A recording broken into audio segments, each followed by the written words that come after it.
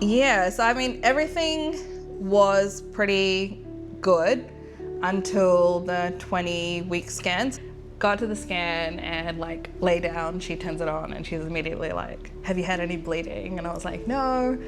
And she was like, no, you're in labor. Like, it looks like you're in labor. And I was like, sorry, what's happening? And she was like, the baby is like coming out and your cervix is open.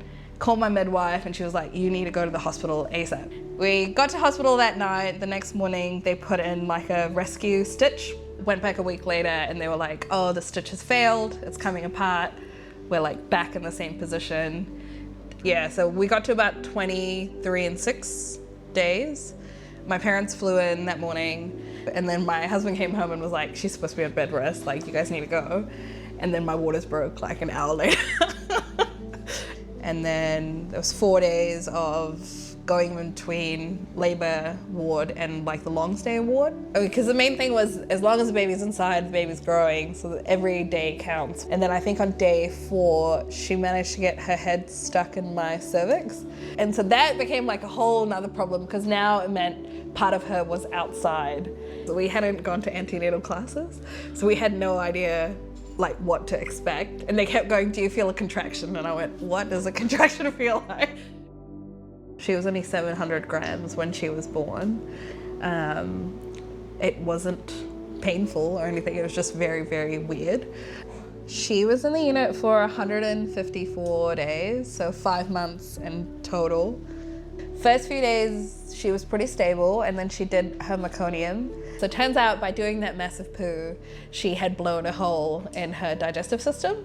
Like, it was so immature. Within 10 minutes of them going, oh, she's a bit bloated, x-ray was up, they had realized there was a hole. 10 minutes after that, the Starship team had arrived. They're sterilizing the walls, they're moving the other baby out. They're like, you know, all of them are like scrubbing up, and within 40 minutes, they were like, we're ready for surgery. And they put in a stoma, and then the wound burst because she had like an infection. And so they had to like opened her up, took out all of her gut, looked at what was healthy, what was not, removed everything and like closed it all off because they were just hoping the healthy gut would like continue growing and then eventually they could just join it all together. And then obviously she had breathing support, like a lot of breathing support.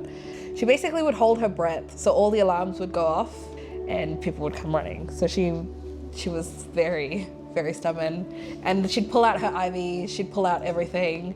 They'd put one in, but she'd just yank it out, or she'd move her arm and then it would like blow. And so yeah, it was pretty triggering to watch the IVs going in. Deciding for both of us to go back to work was another big thing. I think it's that constant being in that fight or flight kind of period. If your phone rings and it's the NICU calling, you're just assuming the worst, and God forbid they're like, oh yeah, we found this blanket. I'm like, why call? Like, you should have just left it. Like, we would have figured it out. The check-ins with Little Miracles, that was really good, because they would just come by and they'd like walk around and you could just have a chat. It was always nice to talk to them because they'd been through it. They had like a little welcome box for us, and it's really weird, but it's like the little things where they thought about like snacks and all this kind of stuff, and we had it there for ages, and like little handouts and stuff. It was just really nice to know that someone else was like aware of your journey and was there if you needed them. Which is a very nice, friendly face. She's really good. Yeah, for a while we would be either at the hospital or the GP or the ED once a week. And now I think it's been a month.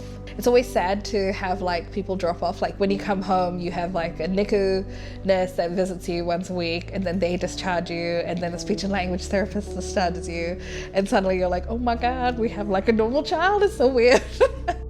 I guess the biggest advice I would say is it may seem like horrible in ages for you, but if you think about it, like life expectancy for our kids is like high 80s. 5 months from an 87-year-old is like less than 0.0%. Like, it's insane. So it's just such a, it's not even going to be something they talk about when they're older. Like, she's never going to describe herself as a 24-weeker. Do you know what I mean? Like, which is insane to me. But like, I remember thinking that, and the whole time just being like, yeah, it's not even going to matter to her at the end of the day.